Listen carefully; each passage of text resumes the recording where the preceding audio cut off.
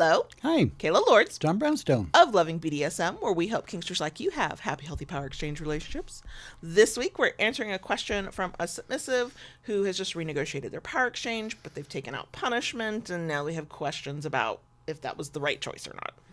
One thing we are trying, I don't know if it's going to change the video quality of what you see, but we are trying to find and fix the syncing issue where our mouth is going at one pace and our sound is like off by, we're working on it. We don't know if this will correct it.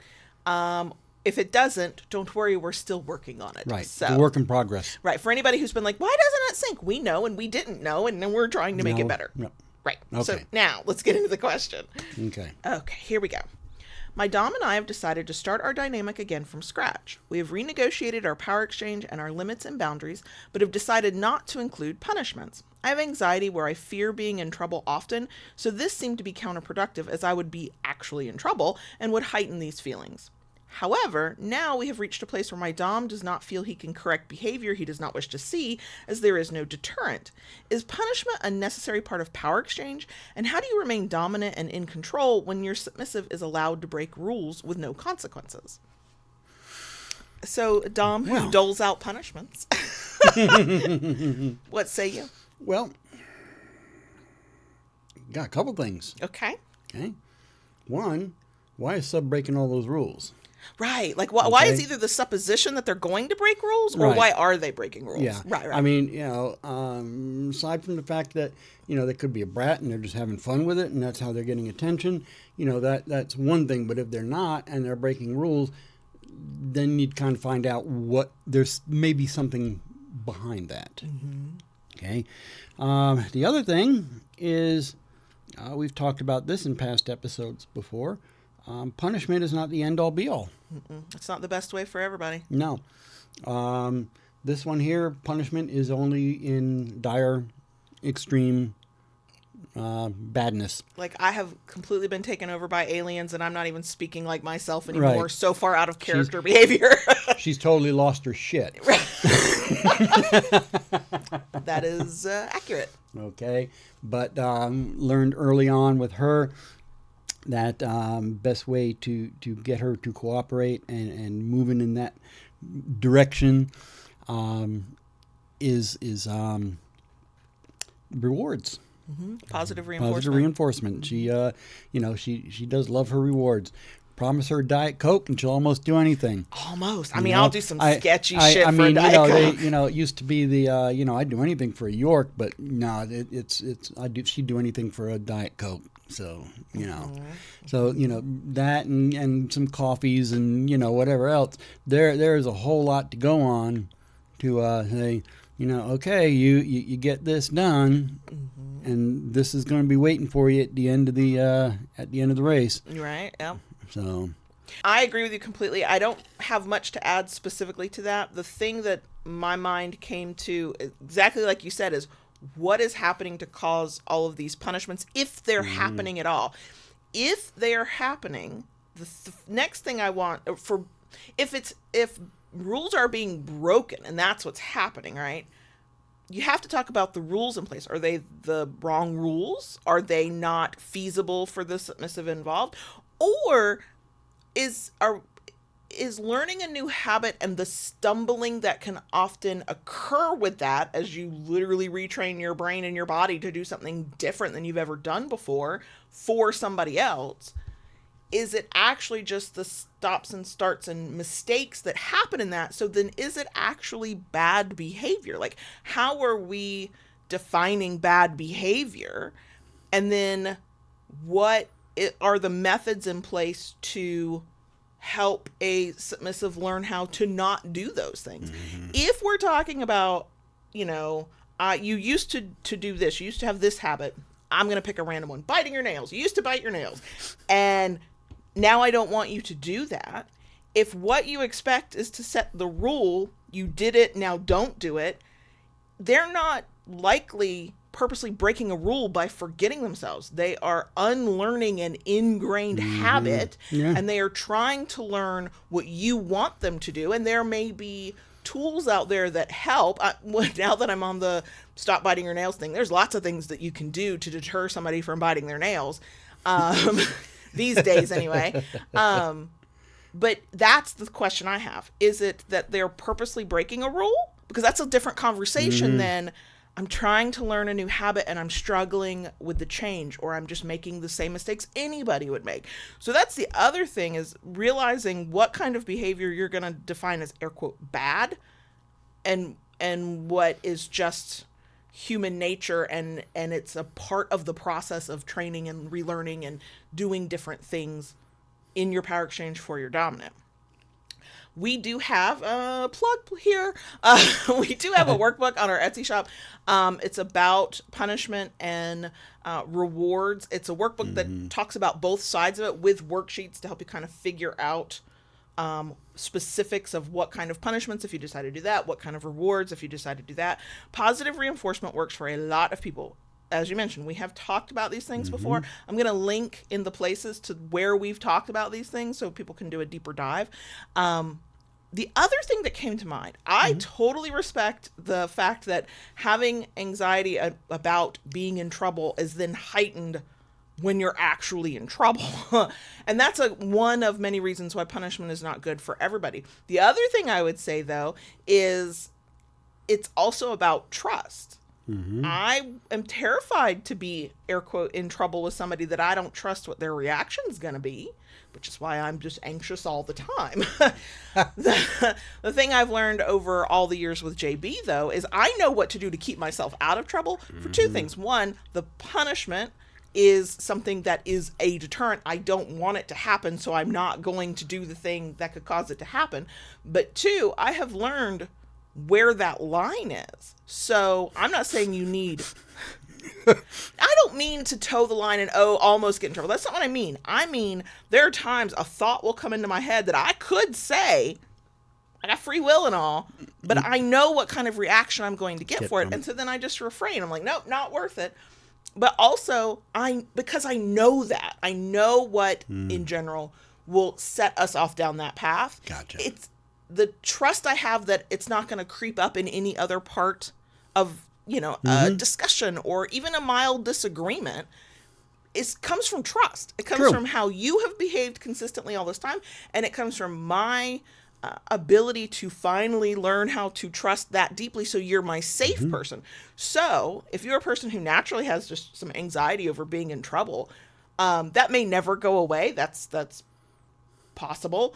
But it's also possible that you haven't had enough time in a power exchange to fully trust your partner on how they're going to react in different situations. And then it's incumbent on the dominant partner to react calmly, with a bit of reserve in the, not in a uncaring way, but that dispassionate, like, that thing happened, here's what we do about it, not the big blow up or the guilt or the shame or the recriminations that often many of us anxious people who are terrified of being in trouble are waiting for, right? That doesn't mean that you'll change your mind one day and want to do punishments, but I think it's worth an exploration and an understanding that sometimes that just comes from not enough time and not enough trust in the power exchange. But also, I just keep going back to what kind of rules are being set where they're just, it's either assumed they're going to be broken or they are being broken. Because unless it's a brat kind of thing where the fun is in the push and pull, which doesn't sound like this person might be comfortable with, at least not currently in their current state, then the question is this even the right rule? If you cannot maintain it, is it too much too soon? Is it just not right for you? Is it a rule that you set together because you think that's what's supposed to happen in power exchange? There is no that's what's supposed to happen in power exchange other than communication and consent and let's use the words in the definition, some level of exchange of power, right? But beyond that, there's no standard rules, there's no standard behavior, none of that. So if what we're worried about is a thing that hasn't happened yet, then everybody take a breath, go through the rules you have, determine which ones are habit changes and which ones are, it needs to a switch to flip, right? But if we're talking about something that hasn't happened yet and you're worried about it, right? Or we're talking like I've lost my whole train of thought. I'm No. so sorry, y'all. There is if it's happening right now, you have to take a step back and look at why it's happening, right? Wrong rules, not enough time to change, not enough understanding of habit changing. Too big of a rule, maybe you need to back it up to baby steps. If it's not happening yet and you assume it's going to, then I have questions for you. Why do you assume it's going to? Like, is there past behavior within your relationship that makes that a possibility? Is it just a fear that one or both of you have that's got no basis in truth? If there is a basis in truth, that's another conversation that has to happen, right? And what I would say then is, if we're dealing with fears of something that could happen but has not happened yet, then everything needs to back up a little bit, and you need to go a little bit slower with these rules, because one or both of you does not have a comfort level with the making of and following of rules and then believing that they will be followed. Whatever that's about, that's a conversation. And the easiest way to like work on it without overwhelming everybody is to take whatever the big rule is and step it back a little bit and make it a smaller rule, and do one rule at a time until that habit is ingrained in both of you, till you know how you're going to behave with each other, until you build up that kind of trust. Like, you can trust each other enough to do a power exchange or to do something, new and different in your relationship, and not yet have the comfort level of, oh, well, they're going to do everything they said they were going to do. Dom or sub, right? Because you don't necessarily know that until you've seen that in action, right? So that's really the thing I would say is, where is this fear of the rules just aren't going to be broken, or the rules just are going to be broken and the Dom won't be able to deter them. Yeah. That's its own conversation.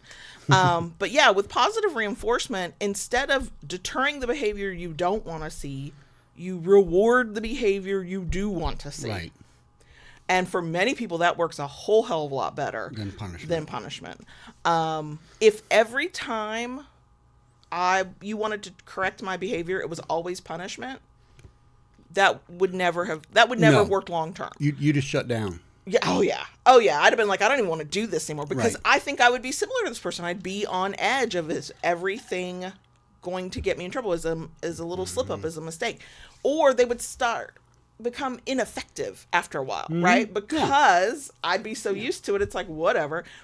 Punishment for me is so few and far between. There comes a on point, purpose. and I think with your little bit of background, you probably could understand it. If somebody is punished for being bad, not doing something right, there comes a point where they're like, okay, I'm being punished for this, I may as well be this. Right. Or they internalize, I am bad. Yeah. And no. Right. So the other thing I would suggest for both of you is to learn. We've done a little bit of content about this, but I know it's out there in other places, is to learn more about submissive training, because that's where this comes from.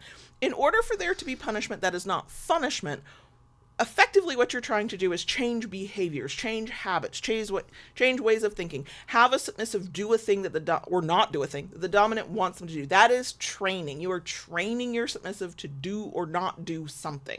And there are different tools in the arsenal for how you get that done. Punishment is only one of them. It is not a standard thing in all power exchange. There is no standard thing. There's no everybody does that, everybody should do that, this is how we get, none of that. No. So no punishment is not necessary. And yes, you can find your own way without it, or you can even modify it so that there might be things that you as a submissive are comfortable having happen if you slip up that are not punishment, air quote that word, in whatever way you're envisioning it now. So that would be the thing that I would say. Like I said before, links in the places where we've talked about punishment and rewards, positive reinforcement, stuff like that in the past. And I'll link to our workbook for anybody who is interested in that. It's a way to help you organize what you are going to do, what you're not going to do, what behaviors you're trying to change, what things you want to have happen in this part of your power exchange, for anybody who might find that valuable.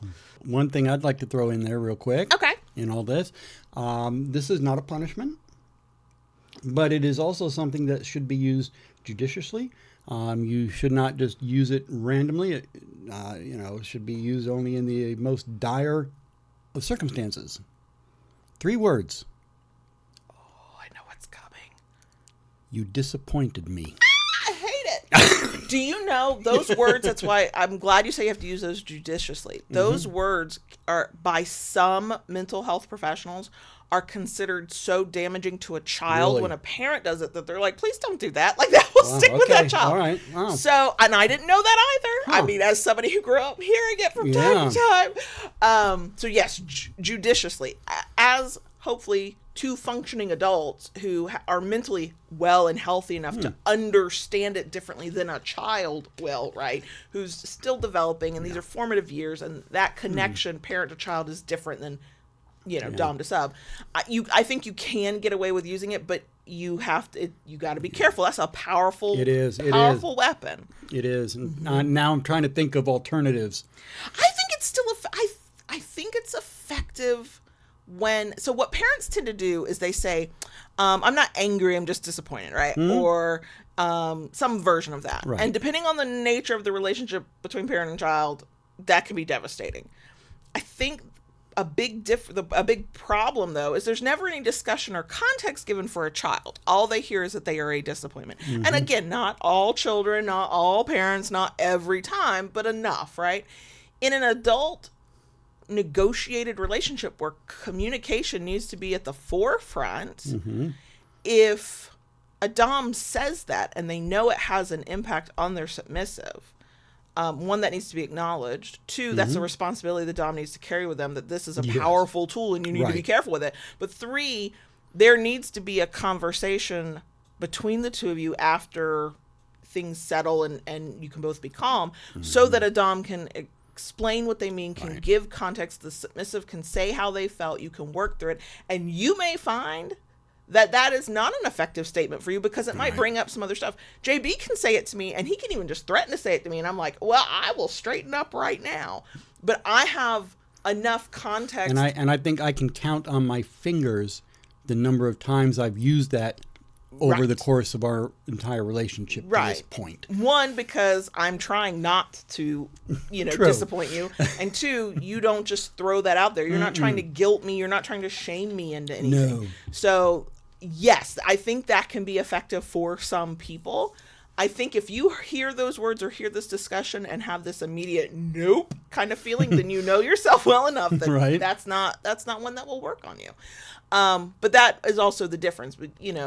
What should happen between, parent-child is that might get said, but then there's a conversation. Right. And that very rarely happens. Whereas with you are two grown-ass adults in a negotiated power exchange, if you could talk about getting freaky in the sheets, you should be able to talk about what disappointment means and what those feelings brought up in both of you. Okay? Absolutely. So I think I add that just as a caveat because, like everything, not everything will work for everybody, and there are reasons for that, right? But yes, you don't have, truly, you don't have to, have a submissive lose a privilege, stand in the corner, do something abhorrent as punishment if it is effective enough to them to know that you are unhappy with them. That'll stop me in my tracks every time. The only time you being unhappy with me doesn't make me rethink my whole life is if I righteously think I am correct and we are in a disagreement. But if I know that I could have done better, there was some, I'm in the wrong here. Yeah, no, those are very effective words and no punishment needed. So yeah, there's so many ways to navigate this. Yes. Anytime you're tempted to go, is this required in power exchange? Almost always the answer is no. Yeah. The only two requirements are consent and communication, effective communication. After that, it's whatever you make of it. Yeah. So I think that is that. Okay, so that's our take on it. What is your experience with punishment and power exchange and how you navigate that and what works for you and what doesn't? Positive reinforcement, not doing anything at all, share with us in the comments below so we can all learn from one another. If you enjoy this, we love a thumbs up. If you like it enough to want to come back for more, please consider subscribing. And go ahead and ring the notification bell and get updates of new content. Just do what Daddy says. Life is so much easier when you do.